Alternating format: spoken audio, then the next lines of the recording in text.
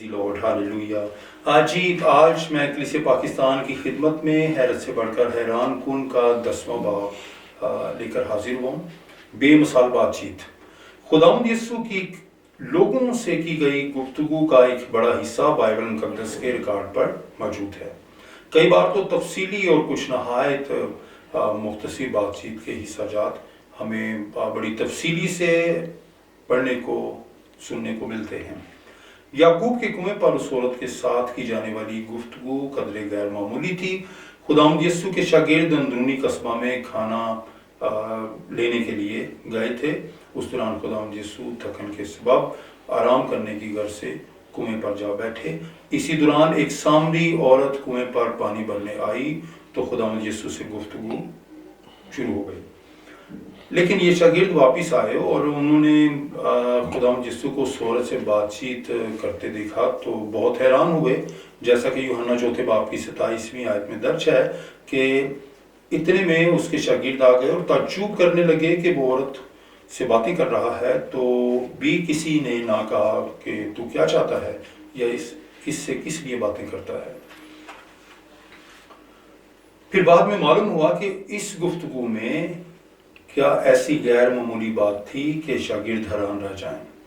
یہ حقیقت ہے کہ یہودی اور سامری آپس میں کسی طرح کا برتاؤ نہیں رکھتے تھے۔ دونوں طرف بہت بڑا تعصب تھا اور یہودیوں نے تو سامریوں کو حقیر تر سمجھ رکھا تھا۔ وہ تو یہودیوں کی نگاہ میں آدھے انسان سمجھے جاتے تھے۔ جب خداوند یسوع اپنے شاگردوں کے ہمراہ منادی کے لیے جاتے تو دور دراز علاقوں میں جانے کا مختصر ترین راستہ بھی تو سامریہ سے گزر کر جاتا تھا۔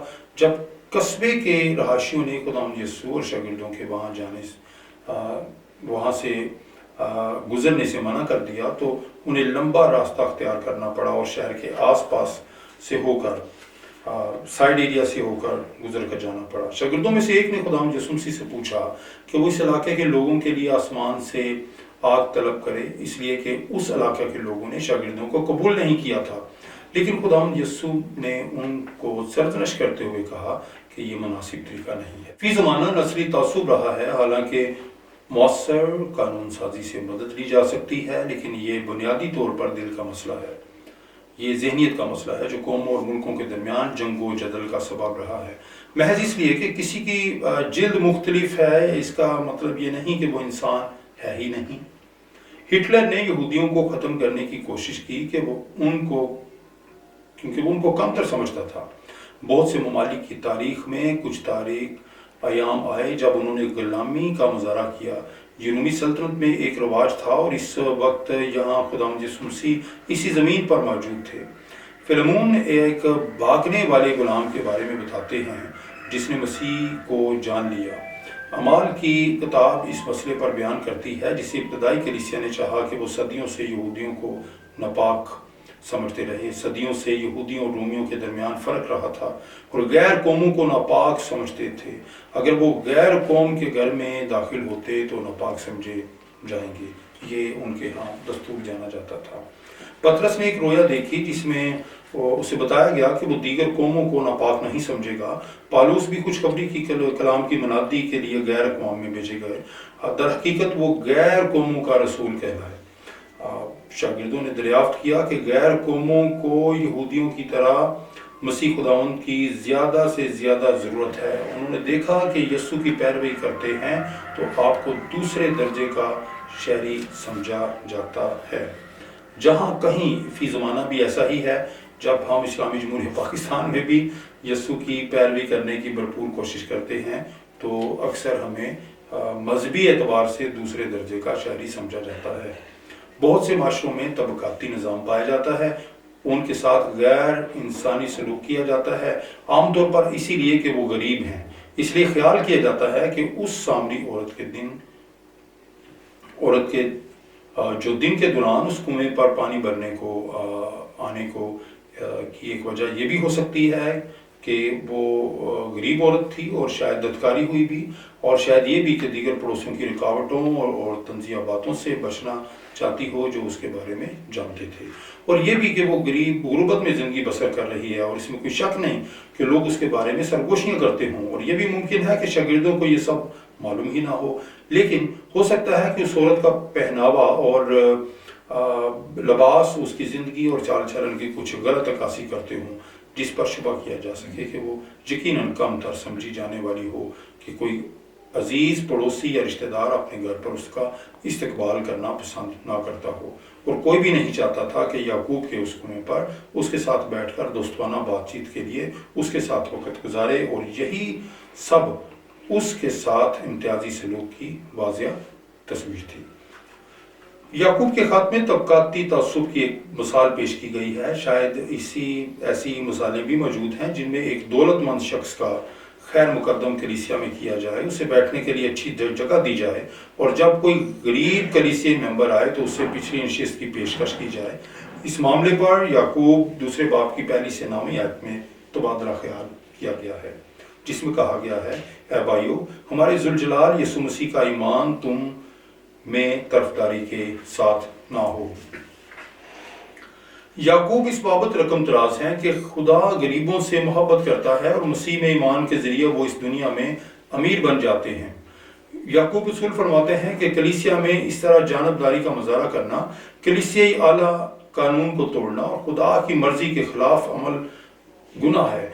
यहाँ पालूस के बयान को जरूर अपनी कलीसियाई जिंदगी में मसीही ईमान का हिस्सा बनाइए कि मसीह को पहन लेने के बाद अब कोई यहूदी या यूनानी नहीं रहा, बल्कि मसीह में हम एक ही खानदान के फर्द, चाहे अमीर हों या गरीब, खा वो स्याह फाम हों या सफ़ेद फाम, हमारा निजात दहिंदा एक ही है। हम सब मसीह में एक ही ममलकत के शहरी हैं। बस अब तुम परदेसी या मुसाफिर नहीं रहे, बल्कि आप मुकद्दसों के वतन और खुदा के घराने के हो गए हो, जैसा कि इफिसियों का खत दूसरे बाब की 19वीं आयत बयान करते हैं। बल्कि इन अल्फाज से ज़्यादा वाज़ेह और कैसे बयान किया जा सकता है, जैसा कि गलातियों तीसरे बाब की 28वीं आयत में दर्ज है कि ना कोई यहूदी रहा, ना यूनानी, ना कोई गुलाम रहा, ना आज़ाद, ना कोई मर्द, ना कोई औरत, क्योंकि तुम सब मसीह में एक हो।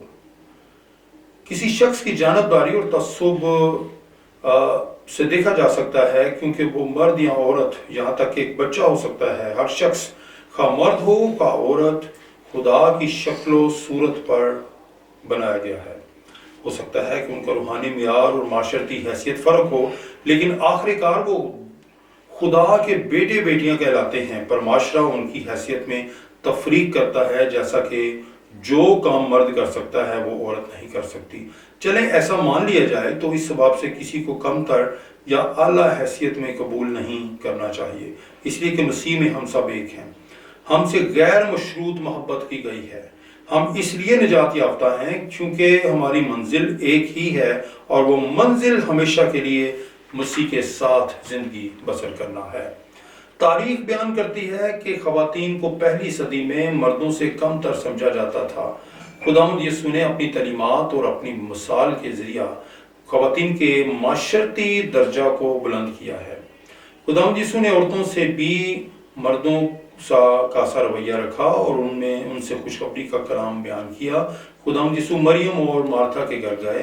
कुछ खवातीन ने खुदावंद यीशु की मदद की और शागिर्दों को भी माली मदद फराहम की। खुदावंद यीशु के मुर्दों में से जी उठने के बाद ये पहली खवातीन ही थीं जिन्होंने शागिर्दों को कलीसिया में मसीह के जिंदा होने की खबर पहुंचाई कि वो जी उठा है। यहाँ इस वाक़े में शागिर्दों को हैरत हो सकती है कि खुदावंद यीशु एक औरत के साथ गुफ्तगू कर रहे थे। कुछ ममालिक में तो खवातीन के हुकूक नहायत मुख्तसर समझे जाते हैं। वहाँ औरतों को मर्दों की मलकियत समझा जाता है। औरतों को कुछ मामलात में तो बोलने की भी इजाज़त नहीं है।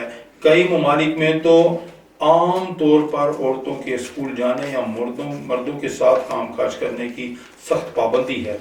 लेकिन यकीन कीजिए कि जब खुदावंद यीशु निजात दहिंदा होकर जिंदगी में आता है तो सब कुछ बदल जाता है, इसलिए कि यीशु हमारा खुदावंद दिलों को तब्दील करता है। और तब्दीली उस वक्त समझी और देखी जा सकेगी जब मर्द और औरत दोनों यीशु से जिंदगी का पानी पिएंगे। और फिर हमारी हैरत उतनी नहीं होगी कि खुदावंद यीशु कुछ लोगों या किसी से बात कर रहे हैं जैसे हम एक दूसरे से। खुदावंद यीशु ने कहा कि अगर हम एक दूसरे से मोहब्बत रखेंगे तो इससे लोग जानेंगे कि हम खुदावंद यीशु के शागिर्द हैं। इस बेमिसाल गुफ्तगू से मिलते जुलते वाक़यात हैं जो आज हम आप अपने खुदावंद यीशु के साथ शेयर करते हैं और उन वाक़यात को दूसरों में बताते हैं। हो सकता है कि हमें ख्वाब और रोया के ज़रिए रहनुमाई हासिल हो कि कलीसिया और माशरा में किस तरह बर्ताव रखना है। खुदावंद यीशु किसी भी ईमानदार के कलाम बयानी की खिदमत के अंजाम देने के ज़रिए हमारी रहनुमाई कर सकते हैं और ऐसे शख्स से मुलाकात करने के ख्वाह हैं जो ख़ास तौर पर खुदावंद यीशु के कलाम की सच्चाइयों की तलाश में हों। वो किसी को किसी ख़ास नेमत के साथ माला माल कर सकते हैं, लेकिन ये सब यीशु नासरी के कलाम सुनने की बदौलत होगा कि यीशु आज भी दिलों में आता और सुकूनत करता है। खुदावंद यीशु हमारे बारे में अपने इल्म और हमसे अपनी मोहब्बत से हमें हैरान कर देता है। जब हम अपने यीशु, अपने खुदावंद, अपने निजात दहिंदा को मिलते हैं तो फिर माशरा, कलीसिया और ख़ानदान में किसी भी फर्द को मिलने में हायल रुकावटें ख़त्म हो जाती हैं, इसलिए कि यीशु हम सब से एक सा बर्ताव करता है और हम यीशु के हैं। जब हम यीशु के होते हैं, मर्द हों, ख़वातीन हों, बच्चे हों, बूढ़े हों, हम सब मसीह में एक होते हैं। ये सच्चाई हमें खुदावंद के जिंदा कलाम से हासिल है। Praise the Lord. मैं आपकी खिदमत में एक बार फिर से सलाम पेश करता हूँ। मैं